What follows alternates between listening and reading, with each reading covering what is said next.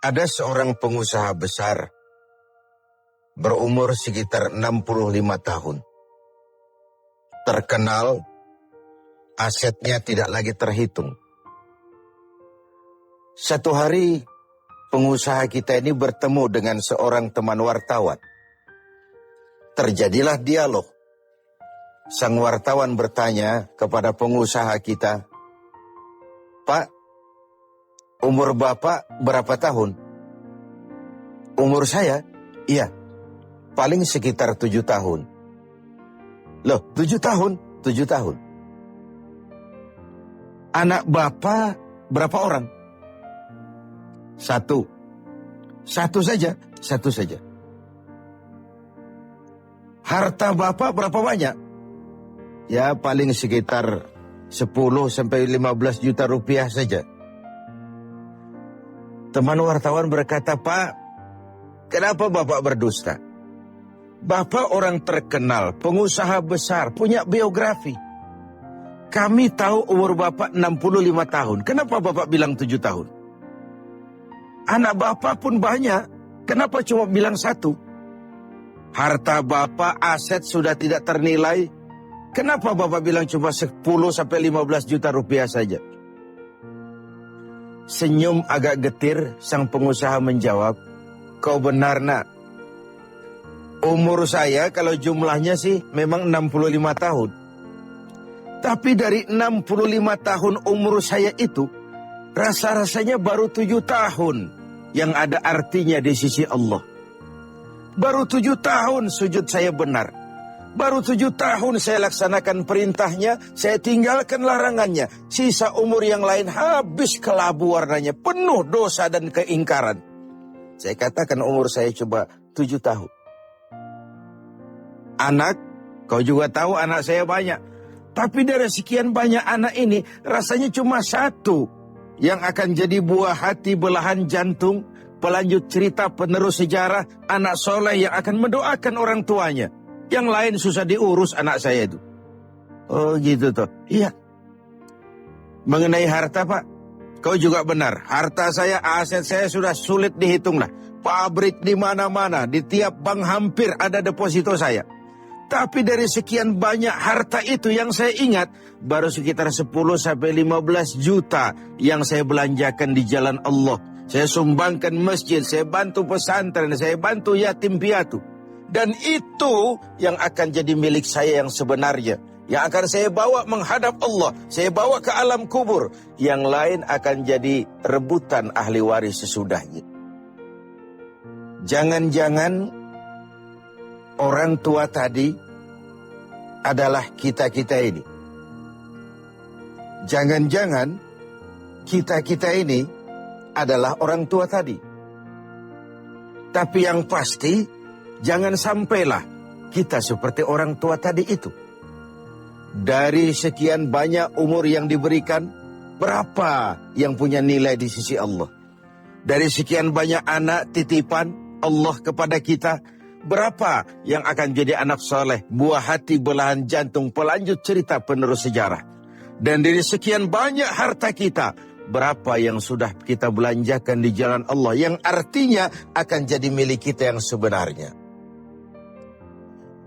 Banyak ketidakadilan yang terlepas dari pengadilan dunia. Sering orang-orang yang berbuat kebaikan tidak mendapat perlakuan yang pantas di dunia ini. Sering kehidupan jadi rancu. Yang benar dikhianati, pengkhianat dibenarkan. Yang tuntunan dijadikan tontonan, yang tontonan malah dijadikan tuntunan. Untunglah ada akhirat. Bukan sekedar melepas diri dari ketidakberadayaan kita menghadapi sistem. Tapi cermin bahwa tidak satu ketidakadilan yang bagaimanapun kecilnya yang terlepas dari pengadilan dunia akan terlepas juga di pengadilan akhirat nanti. Inilah keadilan. Karena itu pada jumpa kali ini saya ingin menyampaikan sebuah hadis tentang apa yang harus kita pertanggungjawabkan di hadapan Qadhi Rabbul Jalil nanti. Sebuah hadis menyatakan, "Lan tazula qadama 'abdin yaumal qiyamah hatta yus'ala an kiamat tidak akan bergeser telapak kaki seorang hamba sebelum ia dimintakan tanggung jawab terlebih dahulu tentang 4 persoalan. Apa yang 4 itu? Pertama, an umrihi fima afnahu.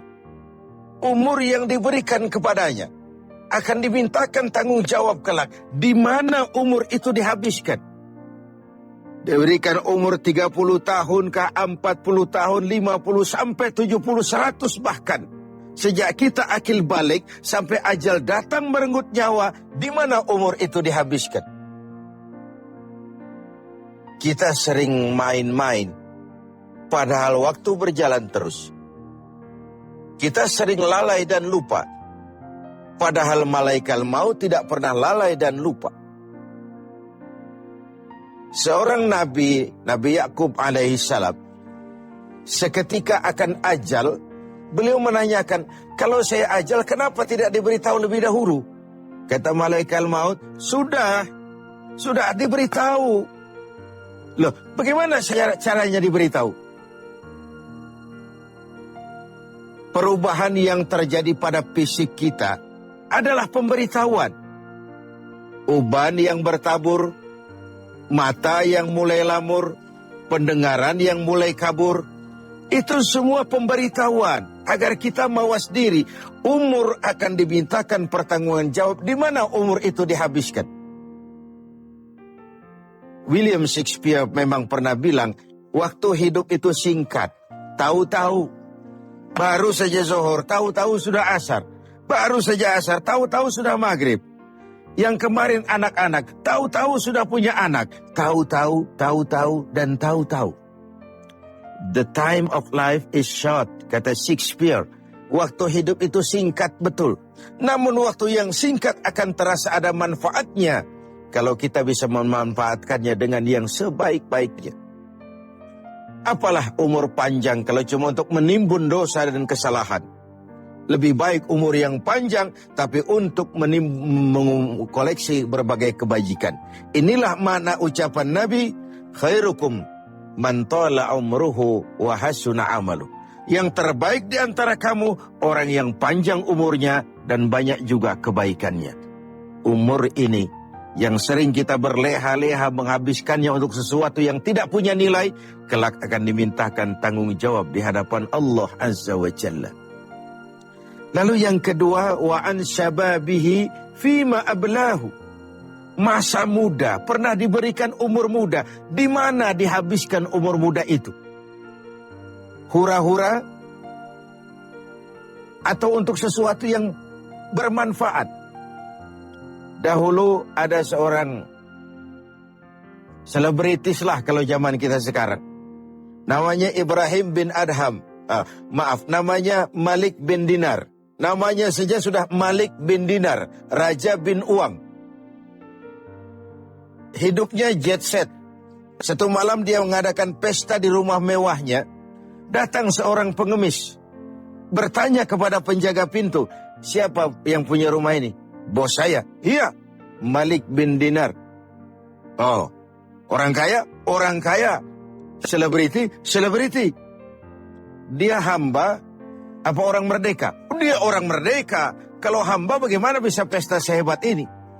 Orang tua itu senyum lalu bilang, sampaikan kepada bosmu, Malik bin Dinar, dia memang orang merdeka. Kalau dia hamba, bukan seperti ini pekerjaannya. Dia orang merdeka.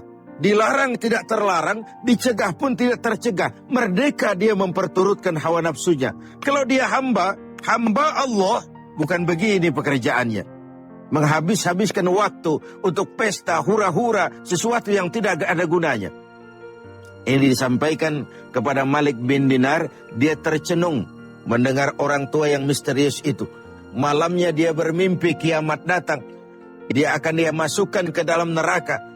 Karena itulah lalu dia bertaubat dan kemudian menjadi ahli sufi yang terkenal, Malik bin Dinar. Masa muda akan dimintakan tanggung jawab. Yang ketiga, wa an ilmihi maza amilabi.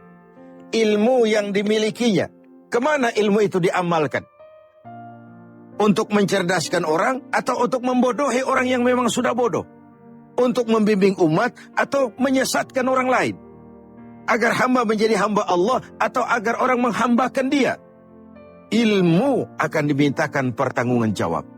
Yang terakhir, wa an malihi min aina iktasabahu wa fima anfaqahu. Kita akan dimintakan tanggung jawab tentang harta kita. Dari mana harta itu didapat dan kemana harta itu dibelanjakan. Perhatikan yang terakhir ini. Tentang ilmu, pertanyaan akhirat cuma satu. Ilmumu kau amalkan untuk apa? Tentang umur, pertanyaan akhirat pun satu. Umurmu kau habiskan di mana? Tentang masa muda, pertanyaan akhirat juga satu. Masa mudamu kau gunakan buat apa?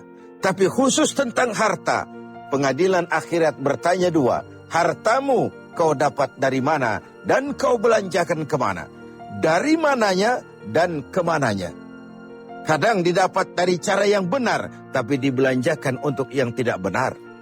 Atau bisa juga didapat dari cara yang tidak benar, dibelanjakan kepada jalan yang benar. Itu pun tidak mungkin kedua-duanya. Pemirsa TV7 yang berbahagia, mudah-mudahan kita tidak bernasib seperti orang tua pengusaha di awal pertemuan kita ini. Semoga kita menjadi orang yang bisa mempertanggungjawabkan baik umur, masa muda, ilmu pengetahuan, dan harta yang dititipkan Allah kepada kita. Tidak satu pun yang akan luput dari pengadilan akhirat.